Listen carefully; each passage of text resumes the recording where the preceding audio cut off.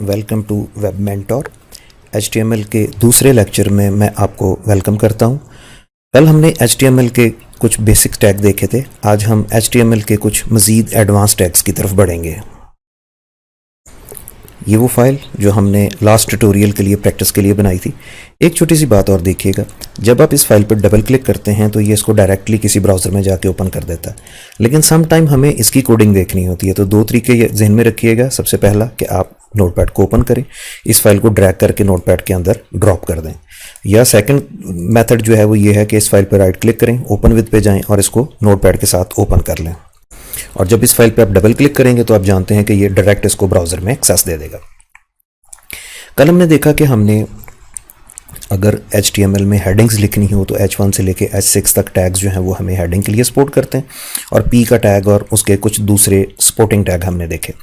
लेकिन समटाइम ये होता है कि हमें अपनी वेब में, अपने डॉक्यूमेंट में नंबरिंग दे के कुछ चीज़ें लिखनी पड़ती हैं। तो HTML इसके लिए दो किस्म के टैग्स आपको प्रोवाइड करता है। एक टैग आपका है UL याद रखिएगा, stands for unordered list. Unordered list याद रखिएगा कि अगर आपने UL स्टार्ट किया है तो आपको UL को ही क्लोज करना होगा। UL के बाद आप इसमें जो लिखना चाहेंगे उसके लिए आपको LI लिखना है। LI stands for list item. Assume that मैं यहाँ पर कुछ मुल्कों के नाम जो है वो यहाँ पे टाइप करता हूँ। मसलन मैं यहाँ पे लिखता हूँ यूनाइटेड स्टेट्स ऑफ अमेरिका। लेकिन जैसे ही ये नाम कंप्लीट होगा मैंने लिस्ट आइटम को क्लोज कर देना। अगली लिस्ट आइटम के लिए मैंने यहां पे लिखना है यूनाइटेड किंगडम, और उसके बाद मुझे फिर से LI को क्लोज कर देना है। तीसरे नंबर पे मैं LI शुरू करता हूं और यहाँ पे मैं तीसरे मुल्क का नाम लिख देता हूँ। अज्यूम दैट मैं यहाँ पे चाइना लिख देता हूँ, और उसके बाद मैं इस लिस्ट आइटम को फिर क्लोज कर देता हूँ। तो यहाँ पे मैंने कुछ कंट्रीज़ के नाम और लिखे हैं। तो इस फाइल को मैं दोबारा से Ctrl+S करके सेव करता हूँ। अब की दफ़ा इस फाइल को हम ब्राउज़र में जाते हैं और ओपन करते हैं।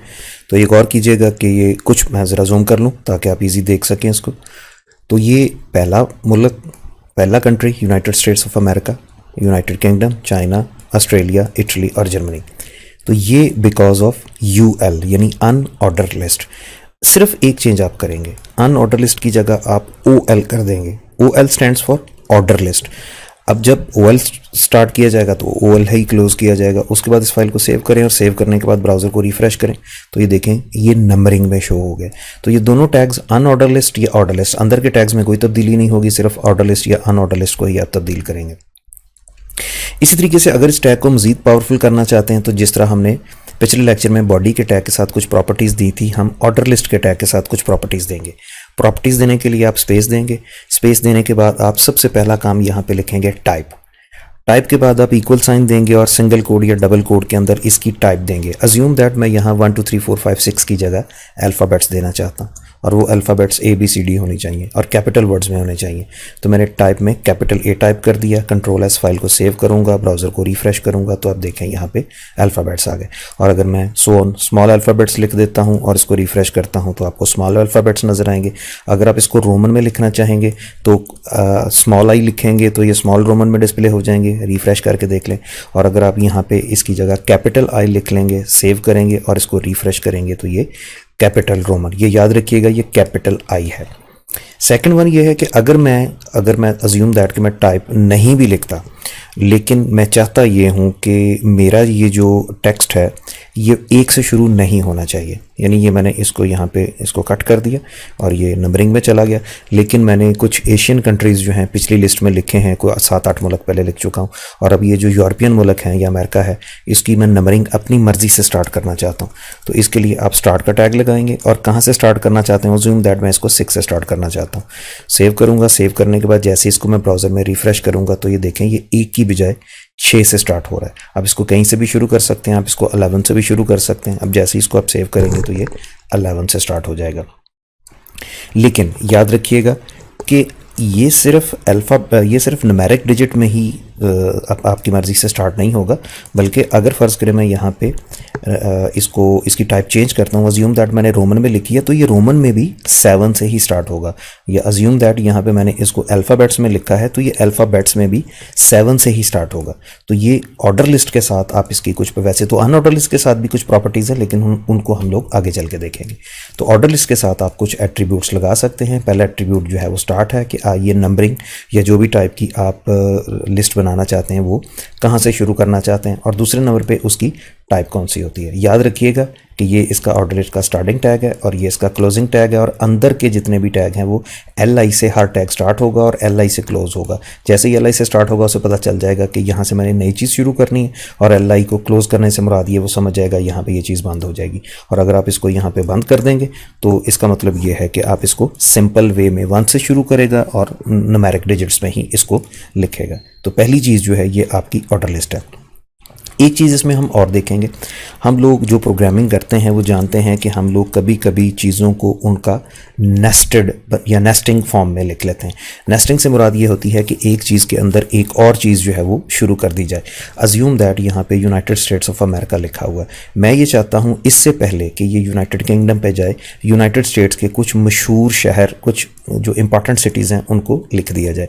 उसके लिए क्या करेंगे, उसके लिए आप बिफोर दैट कि आप अगला LI शुरू करें, आप इन दोनों के दरमियान गैप पैदा करके एक ऑर्डर लिस्ट और शुरू कर लें।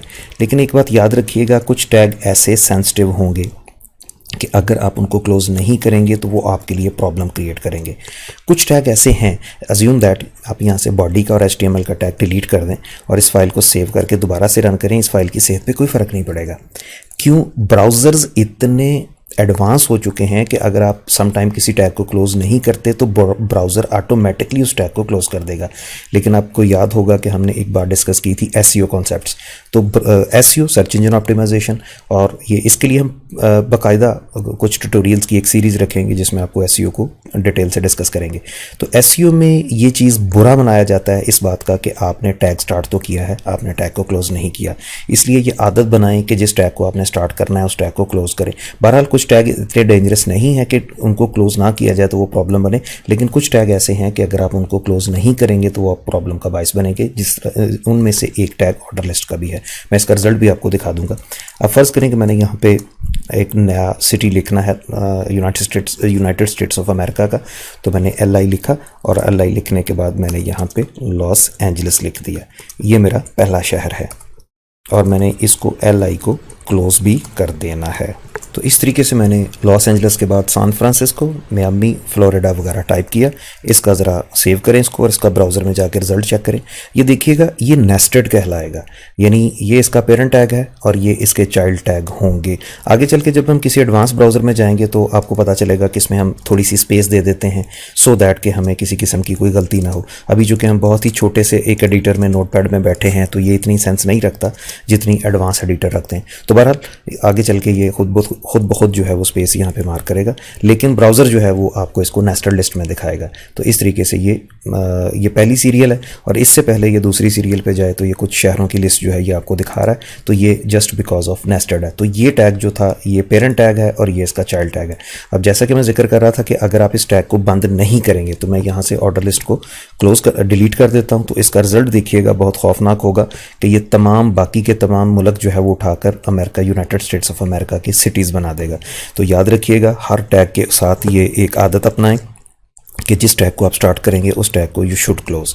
अब देखिएगा रिफ्रेश करेंगे तो ये ऑटोमेटिकली आपको डिस्प्ले करेगा। इसी तरीके से मैं यूनाइटेड किंगडम के लिए भी कुछ शहर डिस्प्ले करना चाहता हूँ, तो उसके लिए भी OL लिखूँगा और उस OL के टैग को मैं क्लोज कर दूँगा। लेकिन इसके लिए भी हमें सबसे पहले एक लिस्ट आइटम का टैग लगाना पड़ेगा और लिस्ट आइटम के टैग के अंदर हम जो भी शहर लिखना चाहेंगे वो लिखेंगे। सपोज़ हम लोग यहाँ पे इंग्लैंड लिखते हैं और इसके बाद हमने इस लिस्ट आइटम को भी क्लोज़ कर दिया।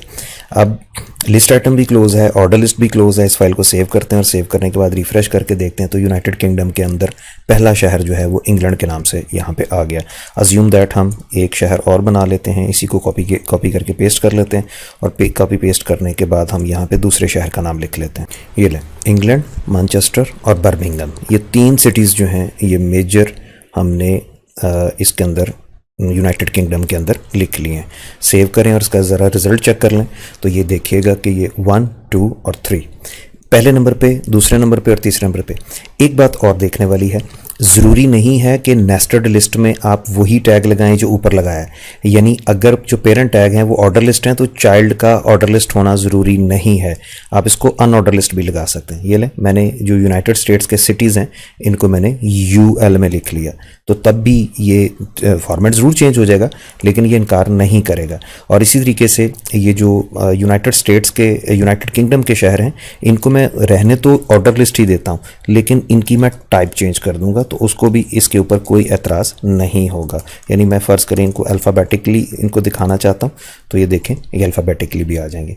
तो ये नेस्टेड लिस्ट का दूसरा हिस्सा है और आप इसको नेस्टेड लिस्ट को जितनी दूर तक ले जाना चाहें उतनी दूर तक ले जा सकते हैं। सपोज़ मुझे इंग्लैंड के शहर में तीसरे नंबर पर, यहाँ पे यानी यहाँ पे मुझे तीसरे नंबर पर भी एक लिस्ट देनी है, तो मैंने यहाँ पे जाके दोबारा एक ऑर्डर लिस्ट बनाई। लेकिन याद रखिएगा ऑर्डर लिस्ट को याद से क्लोज कर लें, अगर आपको भूल गया तो ये आपको प्रॉब्लम का बायस बनेगा।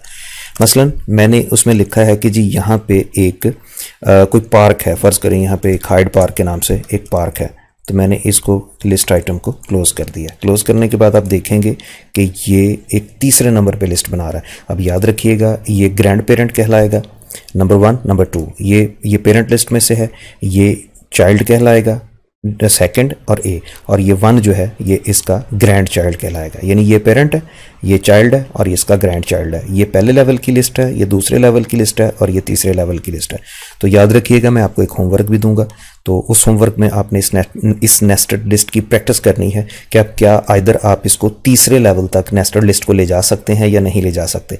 अगर किसी किस्म की कोई प्रॉब्लम आएगी तो मैं कोशिश करूंगा कि ईमेल्स के थ्रू आपके साथ इन कांटेक्ट रहूं कि अगर आप में से कोई दोस्त कोई काम करता है और वो काम उस तरह रिजल्ट नहीं दिखा पाता जिस तरह उसको दिखाना चाहिए, तो वो मुझे मेल करके या कोई व्हाट्सएप का ऐसा ग्रुप होना चाहिए या फेसबुक पे कोई ऐसा ग्रुप होना चाहिए जिसमें वो उस काम को एज इट इज़ मुझे सेंड कर देगा। अगर किसी किस्म का कोई प्रॉब्लम आएगा तो उस प्रॉब्लम को हम देख के ये जान सकेंगे कि वो प्रॉब्लम कहाँ आ रही है और क्यों आ रही है और आप उस टैग में क्या गलती कर रहे हैं। तो ये बहुत इंपॉर्टेंट टैग था HTML का। तो आज के लिए इतना ही, मिलते हैं अगले लेक्चर में। और वही रिक्वेस्ट अगेन कि अगर आपने अभी तक चैनल सब्सक्राइब नहीं किया तो चैनल को सब्सक्राइब कर लें और बेल आइकन पे क्लिक कर दें, ताकि जैसे जैसे ये ट्यूटोरियल सीरीज़ आगे बढ़ती जाएगी और इसकी नई वीडियोस आती जाएंगी तो आपको इंटीमेट किया जाता रहेगा, आपको इन्फॉर्म किया जाता रहेगा कि इसकी नई वीडियोज़ आ रही हैं, ताकि कोई भी वीडियो मिस ना हो और आप इसको थ्रू प्रॉपर चैनल लेके चलें ताकि आपकी जो बेस बन रही है इसमें किसी किस्म की कोई कमी ना आए।